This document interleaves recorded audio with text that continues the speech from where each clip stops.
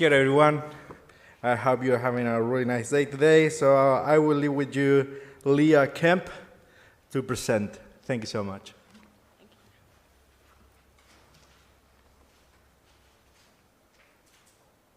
Hi everyone, thanks for having me and thanks for coming along. I really appreciate everyone that came along today. Nice to see you here.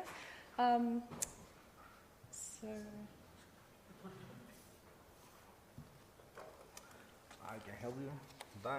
Just talk to me. This is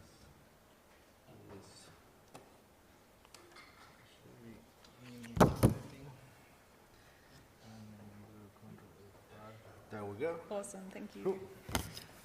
So my name is Leah. So I'm part of the Genomic Technologies Group, or as we're more recently known, the Davison Lab, at the Garvan Institute of Medical Research. So my workplace is based in Sydney, but I work fully remote, so I live in Taranaki, not too far from here. That's a little bit about me. So today I'll be talking about Pipeface, a pipeline we've been developing for processing big genomic data in the rapidly evolving long-read sequencing space. So these are our people. Well, obviously, I think people are usually first, right? So this is us at lawn bowls. So I guess in Australia they go to lawn bowls and drink a lot of beer. It seems to be the sum of it. So we have a few people that are sort of retrospectively added in there a little bit awkwardly, but these are our people. So the main overarching goal of our group is to develop, adopt, apply new genomic technologies and algorithms to shed new light on the genome and improve the diagnosis of genomic disease. So I think genomic data is just exciting because when you're dealing with genomic data, you're inherently dealing with big data. So there's a fun little statistic that I pulled here. So globally, it's estimated that 40 exabytes of genomic data are generated yearly, which is 40 times the amount of data produced on YouTube. So obviously, saying 40 exabytes it's really hard to visualize that within your own mind. It just sounds like another number. So I wanted to do my best to try and convey that scale, because scale is just, I don't know, it's fascinating. And it's very fun, I personally think. So, of course, I'll be using ducks to represent this. So one duck here is representative of 1 petabyte, which is already 1 million gigabytes. So with scale, I'm always going to be talking to someone in the room as like, oh yeah, whatever, petabyte. And another person will be like, what, a petabyte? I haven't come across that. So, but we're dealing with, 1 million gigabytes. So this picture here is our local NAS that we have on site. And so that is a petabyte, so that's another way we can visualize it. So there's a lot of ducks. We're actually not completely there yet. So this is actually only 4,000 petabytes or 4 exabytes. We're going to need 10 pages of ducks to really encapsulate that scale. So that's just fun, isn't it? You can't really tell me that's not a little bit exciting. So obviously our lab is not generating the world's genomic data, but we produce a fair bit of data. Again, super relative, but it's a bit of data, right? So the bulk of that is like internal research projects. We're also generating a large amount of data as a part of our sequencing service.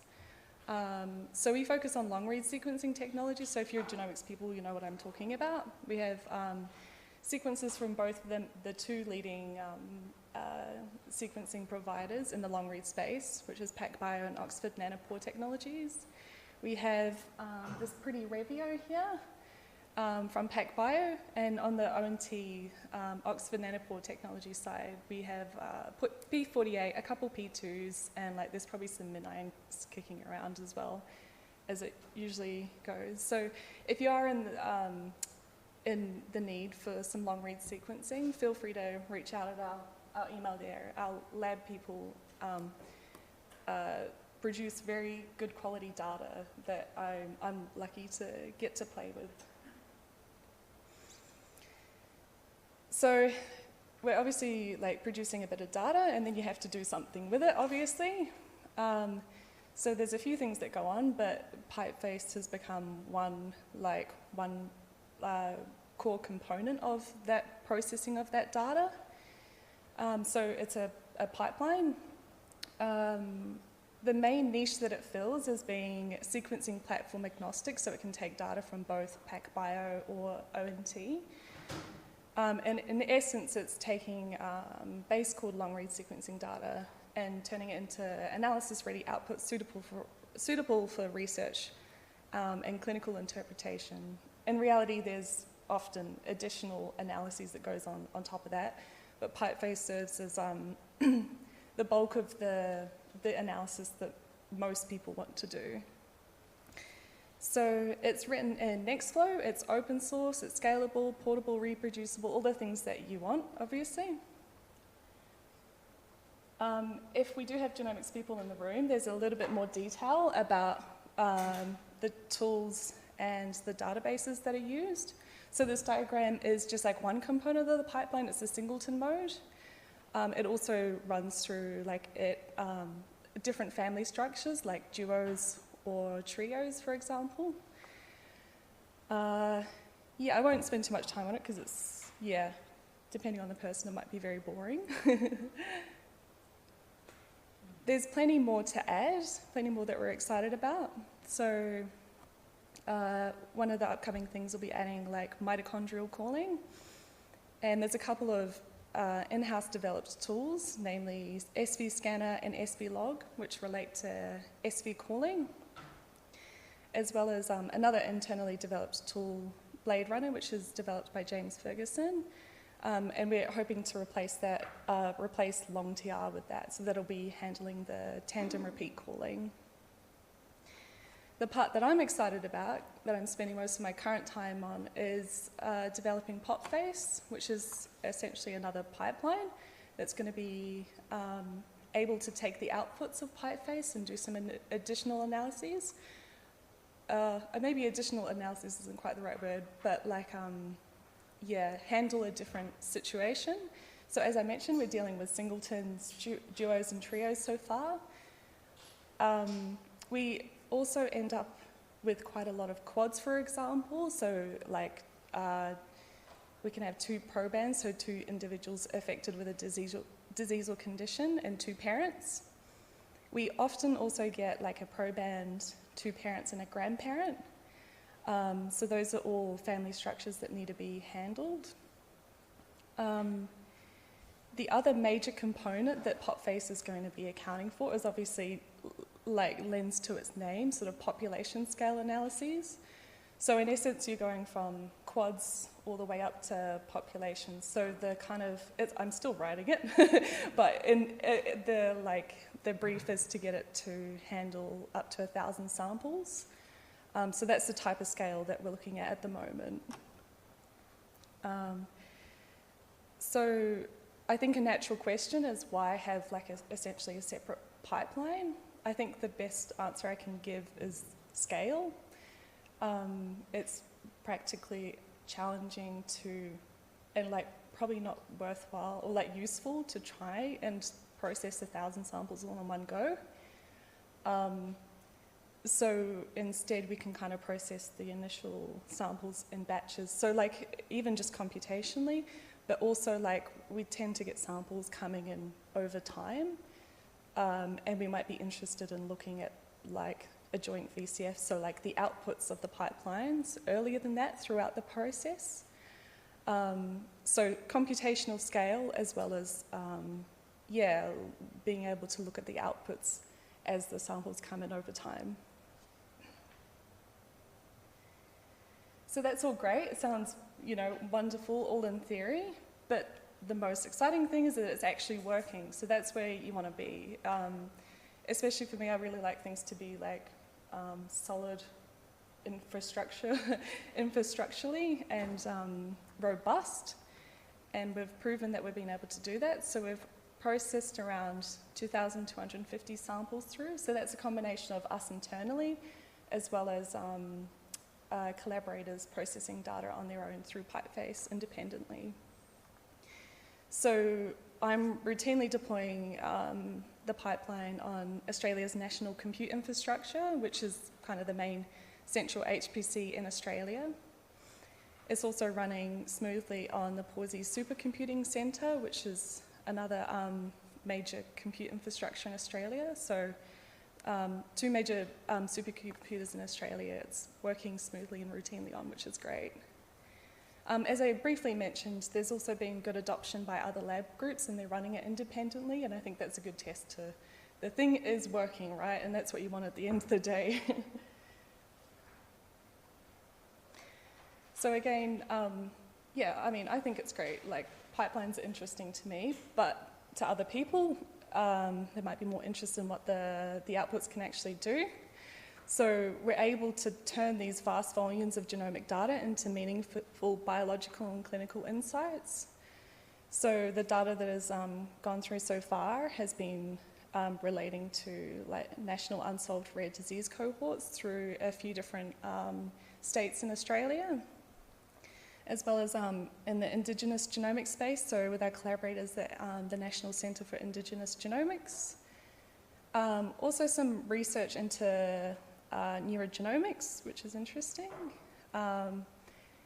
and some research into genetic kidney disease. So, and additionally, like, this has all been very human focused so far. Like, it is also a central pipeline that can handle other species. So we have validated it working well and in research into the bearded dragon and dunnarts, which I would recommend Googling. They're very cute. So for the more technical people, it's a case of providing the reference genome of the individual of interest. What I did find is that sometimes you have to tweak the parameters. So like, for example, the phasing, I think it was on the bearded dragon, just took a long time. I think it was because it was very heterozygous.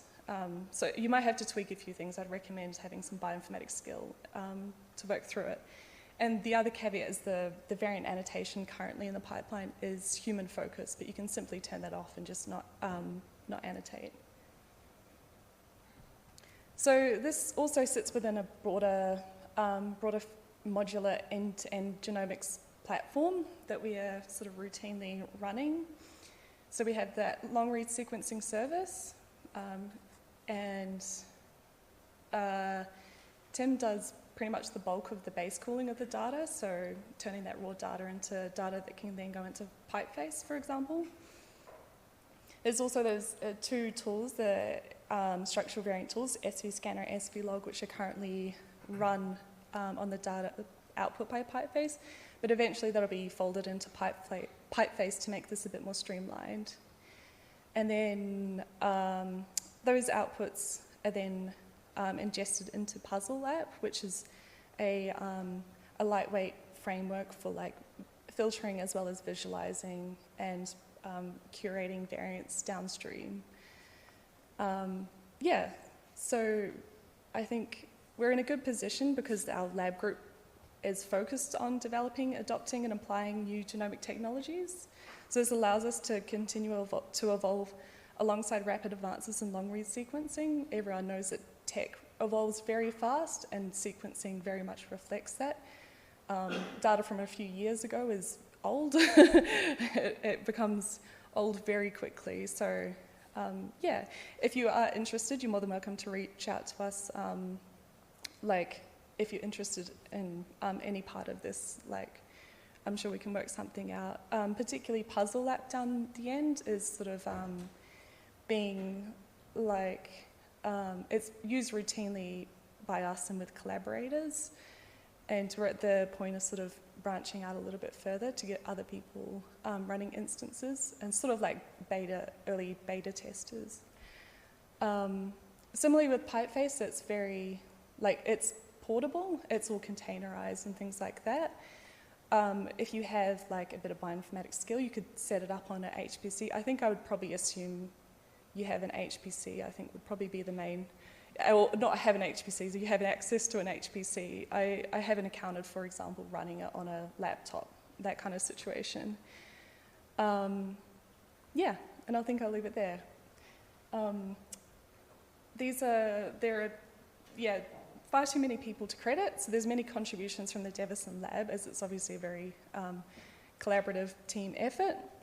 So Andre Reyes and Ira Davison are closely involved in the development of the pipeline, particularly sort of the specific parameters and things like that that get the data exactly how they want it to look. Kisaru and Matthew from the National Compute Infrastructure have been really helpful in optimizing some of the software, so Deep Variant and Deep Trio, making it run faster and cheaper, which is fantastic. Hardit Patel and Karat Alrija from the National Centre for Indigenous Genomics have contributed haploid aware mode. And Australian Biocommons have been very useful and helpful in terms of hosting this and helping with the installs of software, especially initially on NCI. And there's many other contributions that, are too many to mention. So, yeah, thank you for listening.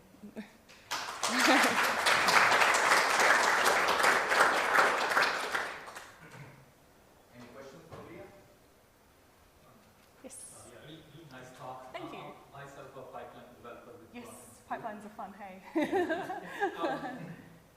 really nice. I was wondering, how does the platform track the metadata across pipeline runs? And have you guys explored integrating the Nextflow lineage feature with the platform? I haven't. I'm not aware of that one, so I have to have a look into the Nextflow lineage. But we spend a fair bit of time on data management anyway, so we have various different strategies involved to link the metadata to the outputs. A few different, even just directory structure has been important for others in the team, but I want to build a database. But various different ways that the metadata is linked to the actual data. If that answers your question. Leah, I've got a question. Yeah, for sure. A lot of the government departments and universities and research institutes talk about requirement to keep data for a long time, 7 years or Yeah. Do you find that with what you're doing, that it needs to be kept for a long time? It depends. No, I don't think as much, and not for quite such a long period of time. A lot of our data comes in and out, since it's sort of that part of that long read sequencing service.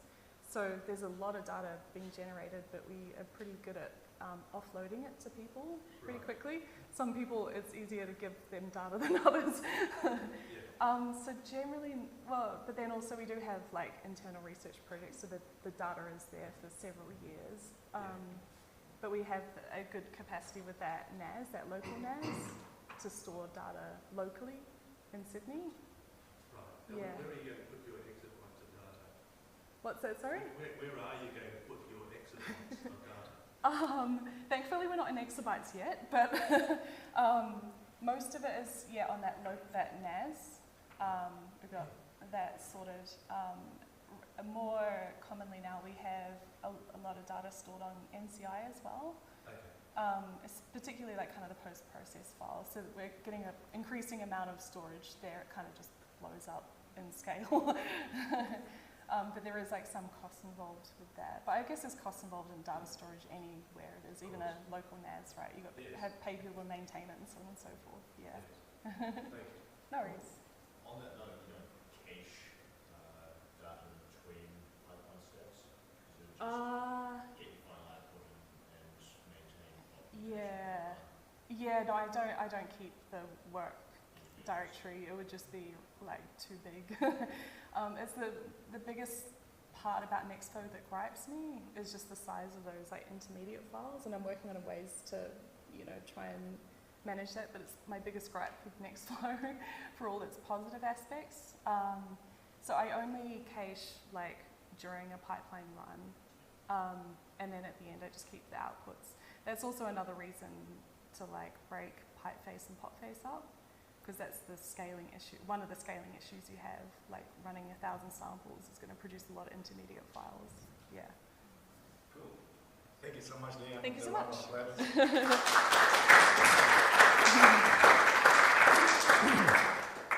Cool. So now we have Joseph coming up. Oh, last time here. Hello. A round of applause for Joseph, please.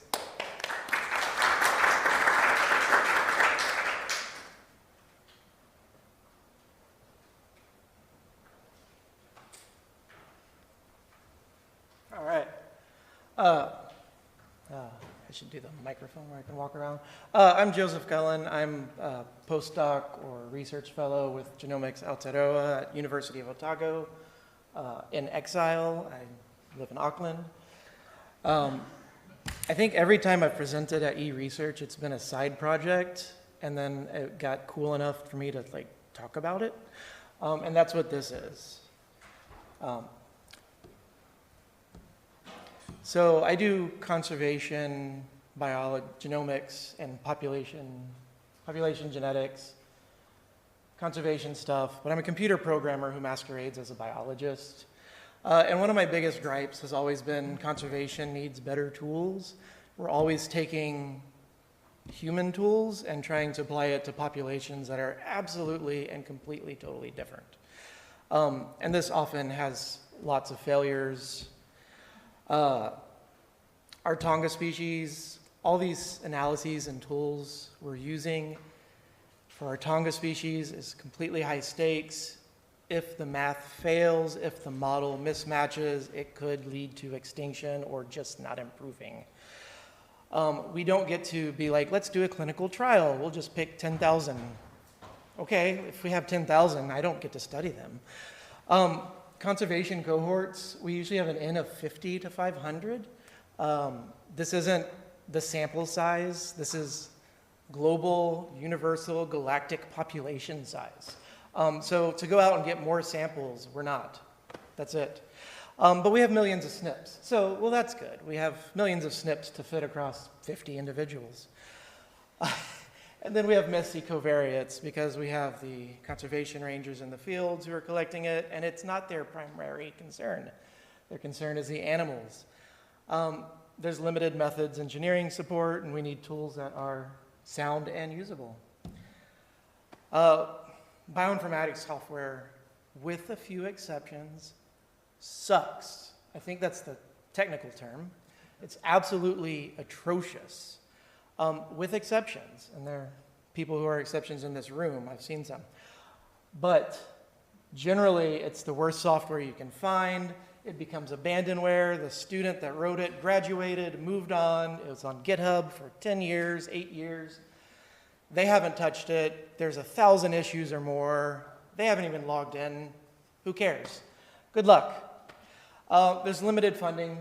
I've tried to get funding, it doesn't work. I should have realized because no one else gets funding for it. So, yeah, that's stupid of me.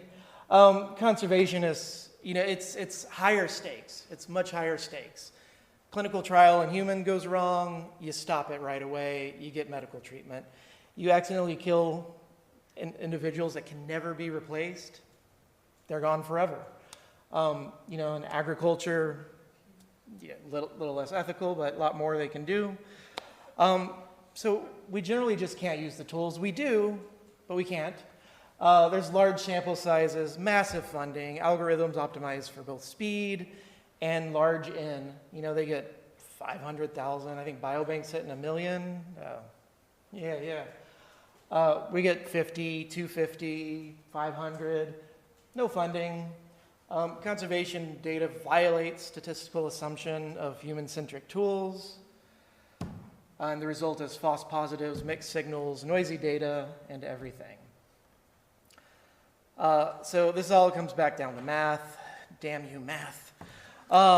We're trying to associate genetic markers with differences in phenotype. Sometimes it's binary. This one's sick, that one's not. I'd like to say that's easier, but GLMMs are actually harder than quantitative. You get N much smaller than P, significantly smaller than P. N being the number of samples, P being the number of markers, so many failure modes. You've got numerical instability, model misuse, workflow mistakes, and we really need it to be good, reproducible, and we need good diagnostics. You can see just this Manhattan plot. This was number of education years as an additive GWAS, because you can run GWAS in anything.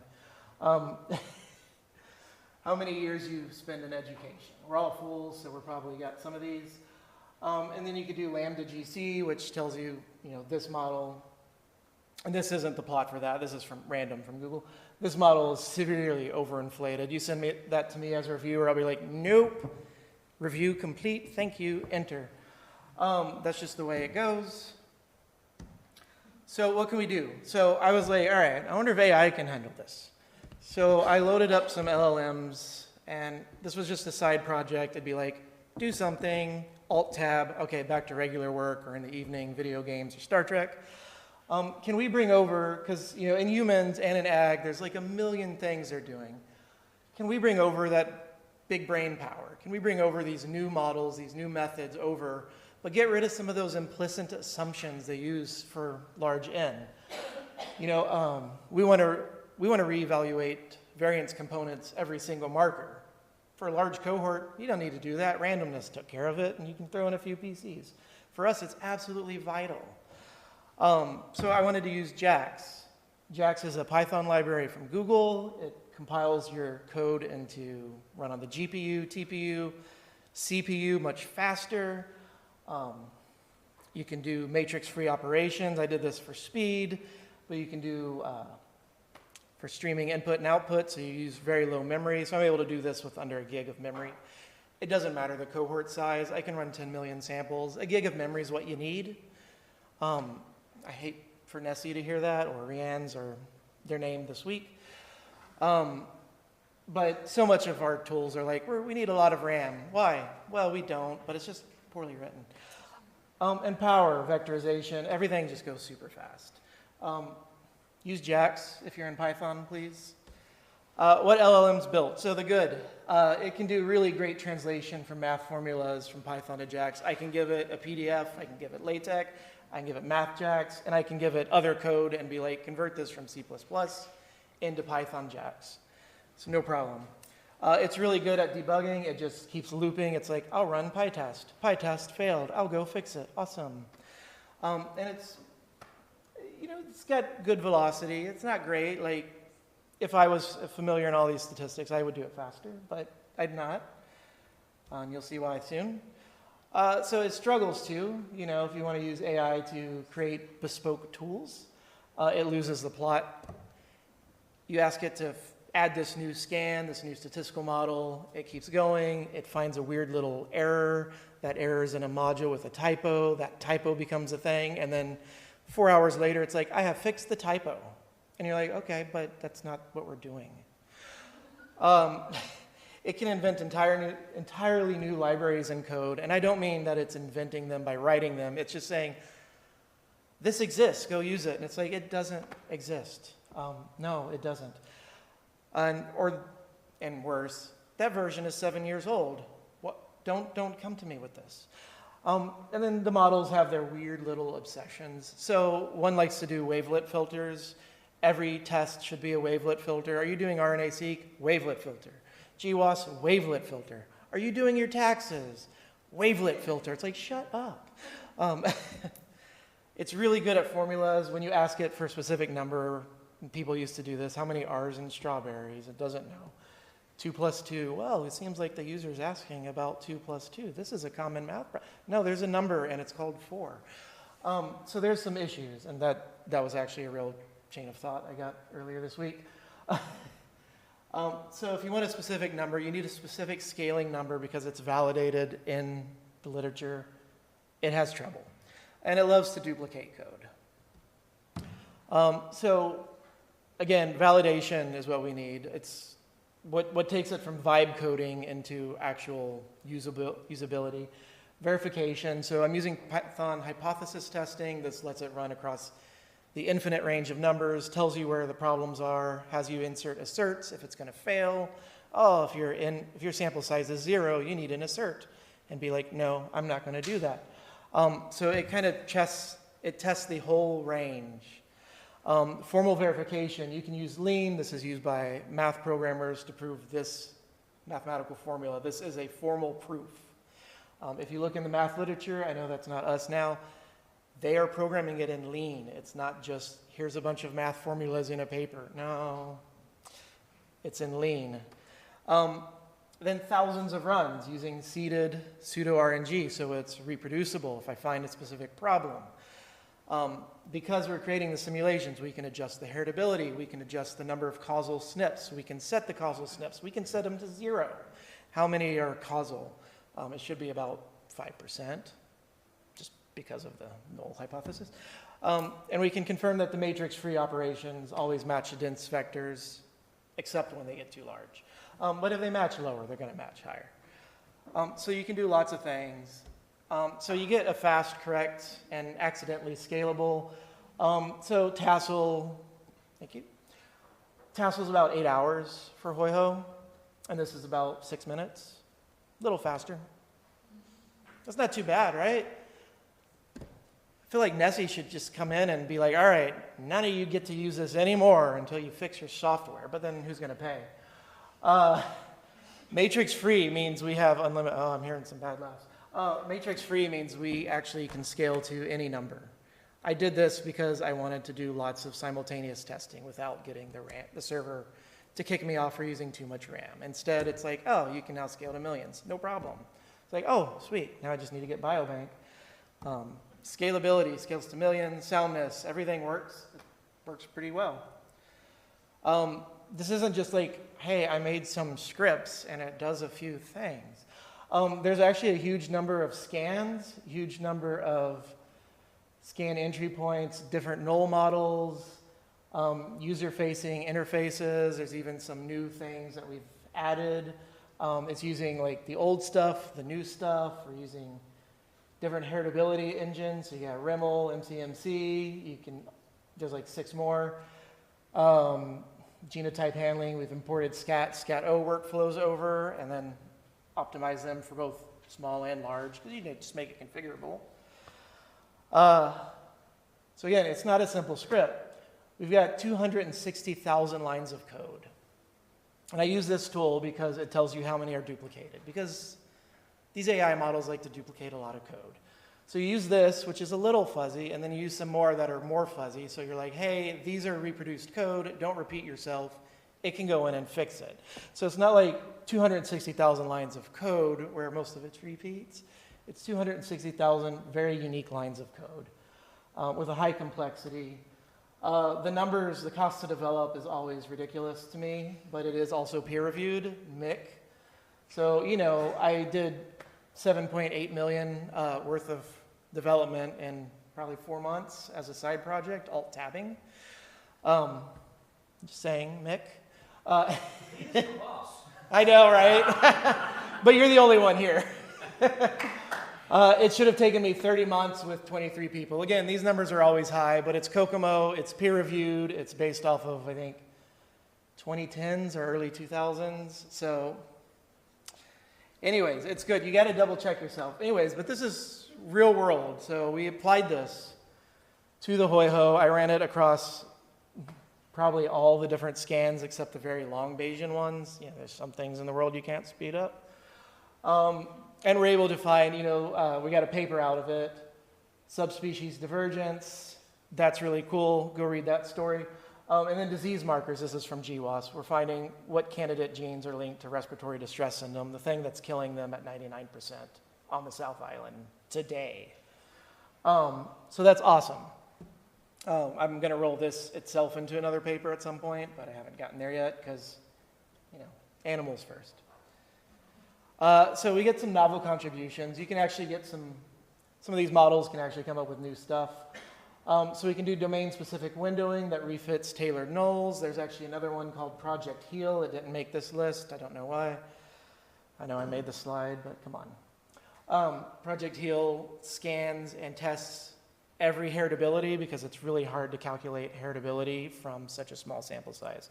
Bravo PLRT. Bravo is when I was like, hey, let's come up with stuff that can scale to, say, 50 million or 100 million samples with 3 million SNPs. And so we get this whole Bravo line. It's well tested. I just need real data. Spectral wavelet GWAS, you have to give in and just try a wavelet. It's not impressive to me. It's super numerically unstable, but it's in a state where the model always comes out good. But if it breaks, it's just going to take a long time to fix. SVI for GLM. So we have a very fast variational inference, Bayesian for massive data sets for those binary traits. So that's awesome. If you've never seen these, you know, they can run in the CLI and you just watch it type code. I mean, one, give me $8 million, Mick, and two, I'm going to go watch TV while I work. With ADHD, I've got about 6 of these going at once, so it's easy to do task switching and do a lot of different projects. It's just always thinking, and goes and reads files. It's never impressive to watch. Again, a programmer is faster. And then I'll write.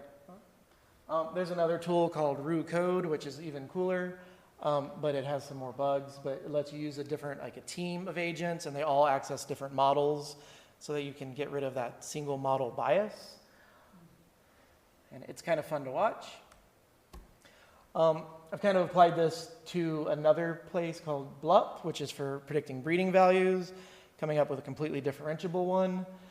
I want to say other people are doing breeding values with machine learning and just doing large networks. Nobody's put BLUP into a completely differentiable framework before. This gets us better numbers. The breeding values coming from the other ones, there's been like 4 papers in the last 6 months. The answer is no, they can't do it that well. But we can actually use AI to create better versions. And making it differentiable just means we can run it on the GPU, we can run it matrix-free, we can do millions. And it's fast, accurate, everything. So what is this? This is big science is meeting small populations. Science was always supposed to be transferable. That's the whole point. I'm going to find something. Someone else will do something a hell of a lot cooler with it. If you don't, try. AI is far better at coding than traditional bioinformatics people. I'm sorry, it's true. Some of us are biologists. Some of us were programmers first and then came over. And we can build bespoke tools required to save species that need them the most and then dance. I want to say you can get a hell of a lot of distance with free Open Router. You can use their free models. You can hook that right into RU. You can hook it into Claude Code with some of the things. There's 2 models that have launched since this conference. One is GLM-5, but it's a stealth. It's called Pony Alpha. GLM 4.7 beats ChatGPT, which is currently beating Claude for coding. So the best coding model out there right now is potentially free. You get like 1,000 requests per day. And then another one launched this morning. No, we haven't figured out which one it is. It's just a stealth model. It's alpha something. And it's really fast. I don't know if it's good, but it's fast. Thank you.